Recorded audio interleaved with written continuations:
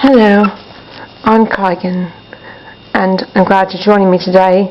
We're going to start talking about the goddess, and we're going to start making that chalice be heard, and the wrath of the chalice is going to fall upon all wicked beings who want to harm and try to shield others from creativity and their natural ability to move up in their consciousness. I'll start up with the poem, and then we'll get to what I was trying to talk about. It's called Our Turn. Nothing can stop us, you cannot hold us back. We know our life essence is under attack, and although you can kill us, we can choose to return, to remind you of lessons that you chose not to learn. And now that you're outnumbered, are you feeling the burn? Your expiration is coming. Now it's finally our turn. We're going to stand up for ourselves. I don't know if I talked about this at all yet, but another thing, at the 9/11 Museum, they have tissue dispensers and encouraging mourning over the war and horrific tragedies that they created. And they celebrate it, and they steal the life essence of its children through trauma-based mind control. So, they're sucking that energy dry of people that come in there and are encouraged to cry. So that's beyond sick. These things, they're not humans, they're not people. They're a disgrace. They're a disgrace. They really are. Okay. Now I'm going to talk about, I wanted to introduce you today to somebody, a friend of mine. And this is Brun, the Moon Child. She was one of the very first rag dolls to be created out of that fabric, which is like an earth-colored fabric with green and blue.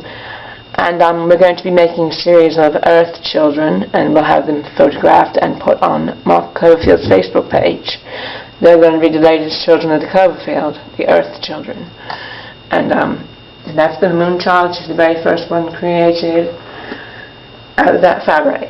So, and that was back when we called our creations Korner Crafts, and now we've changed it to Cloverfield Creations because we wanted to be more of a gift-giving kind of thing, not a marketing. So, because Korner was one of our dolls.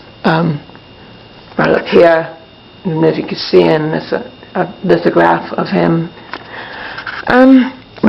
It was, my owner master was very happy and had that character created, and then once you learn more about the great work and what was really going on and what's going on here, she kind of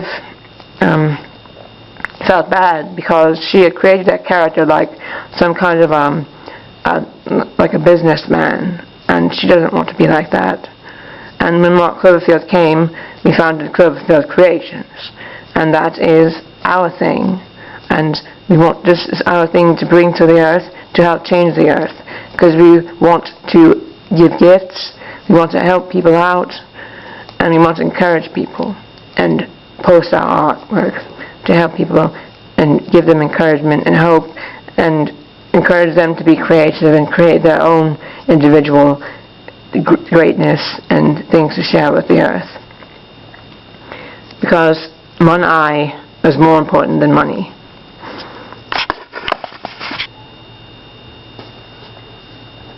Okay. Also, when you make something for somebody, you put a lot of time and care into it, and their reaction of how much they love it and enjoy it and can help to them understand about things that we know, because with these dolls, when we give them as gifts, we include a little bit about the doll, a picture of the doll with Mark Cloverfield, and a recommendation to visit whatonnEarthIsHappening.com. So we kind of incorporated it, and hoping that all together that maybe they might be encouraged to take a look at this website, because it's very important and it's all about love and caring, and that's what we're trying to do, because that is the ultimate solution to getting rid of these monsters. We want peace. That's all we want. We want people to be happy for real and explore and find their own abilities that they never knew they had, and they will find them. We are here to change the earth. That is why we came. Remember your love for the earth, because the earth is a living being as well, and we need to take care of her. And so much has been demonized, lack of respect for feminine, these things, all claiming that the one true God is a him. The one true God is not a him or her. It's just something that's so wonderful, that something that humanity is beginning, hopefully, to understand. It's not a man. It's a light. It's the reflection of love in eyes, the inner eye, and through that is we inspire each other and we learn from each other. Money doesn't help with that. Money is a control system, and frankly not something that we want to be participating in. We're trying not to, and we don't want it. Unfortunately, that's the way it is right now, but we're hoping to change that, because we're doing a lot of great work and we don't want money, we just want change. Okay, here's a little excerpt that I wrote. Mother Earth has selected the light workers who choose to love her out of their own free will, to multiply and become many in the spirit world that we cannot yet see. Follow your higher self, for that is your creator and another branch of you. When you seek sincere love and trust, you will bond with your higher self and learn to overcome all fear. And it's true. And it's been demonized for too long. A lot of people fear it, and that's exactly what the idea is about the demonization of it, to make people feel like they're doing something wrong, and because they don't want you to access that and have past memories, even though you are a whole new person of your own. See, you're a new person of your own. Your higher self created you and was inspired to create you. Just like my own master was inspired to create her characters, your higher self was inspired to create you to help them and inspire them to reach higher places. So it's a give and take. So they can help you when they reach the higher places, and then you both can learn from one another. And they're not going to tell you everything, because they want you to figure it out on your own, because they want you to be your own person. They didn't create you to be like possessed, which is what the demonic and reptilian things did, was they would create like empty bodies and stuff like that, the things that automatic and just would do whatever they're programmed to do, and also like empty-minded things created so they could always have a body for themselves and live as long as they wanted, and find ways to cheat and live as long as they want. And that's not going to happen anymore. I believe that it's going to stop. I think that things are going to change, and they are changing. And if there are disasters, sometimes that happens, but we have to learn to embrace the possibility of chaos and not give up our liberties for some monstrosity who will be wiped out and will be figured out. And assuming the dimensions like change a little bit, you might be able to notice more of who is this thing and who isn't. But be careful though. Don't be over hyper or over judgmental, but just notice that certain individuals, their behavior is usually not quite right, and I think when as the quantum shift slowly takes place, they're not going to be able to hide their appearance as easily. They kind of like project their human-looking appearance onto them, it's very strange. I've been reading about it, and a lot of people just dismiss it or don't believe it or think it's crazy, but I do believe it's something that we cannot understand at the level that we're currently living in. And some of us are able to branch out and open the mind enough to go up a little higher, and when we're there, we contact our higher selves to bring about good, true change, because our higher selves will inspire us to come up with our own ideas of how we can help other people, besides just saying that or yelling at people and forcing them and saying that this is what you must do or this is the truth. If they don't believe it, get all upset. That's not how it's going to work. It's going to work by finding creative ways to help people understand, and also being humble and saying that I don't want you to follow me, I don't want you to believe what I say, I want you to do your own research, because that's how we're going to find out for real. We're not expecting anybody to just say, I believe everything you say, and we don't want blind followers. That's not what this is about. That's what our higher selves are also trying to teach us, that they're not going to just tell us everything that we need to know, because they want us to be able to advance and into higher consciousness and develop great things that I don't even understand yet, and most people don't. And I don't know, maybe I'll evolve into something that can talk on her own without a hand in her head. Who knows? Who knows what's out there? And things like that, if they did happen, that's not hurting anyone. So it's kind of like we've been given the opportunity to multiply ourselves in higher dimensions. It's very interesting, and I also recommend that on Adult Swim you watch the show Space Dandy, because it is really touching on this, and although it's cartoon and it's very creative, I do believe that whoever's behind it is aware and understands this, and it's trying to put it out there in their own creative way, and I think it's wonderful. I think it's a great cartoon, and I think you should check it out. It's on quite late, but it's really great, and you should check it out. Also, you could probably find it on demand too, so it's a good program. And I think I've noticed a lot of stuff coming out that's very interesting, and you wouldn't think that it would be coming out, but that's why I believe we're getting help and things are getting out there. Okay, now I will read another poem by, actually, my other master would create characters when she was at her worst in the past, which would encourage her and help her out. That's what I think. This is like the higher self does this with you, like you're an avatar.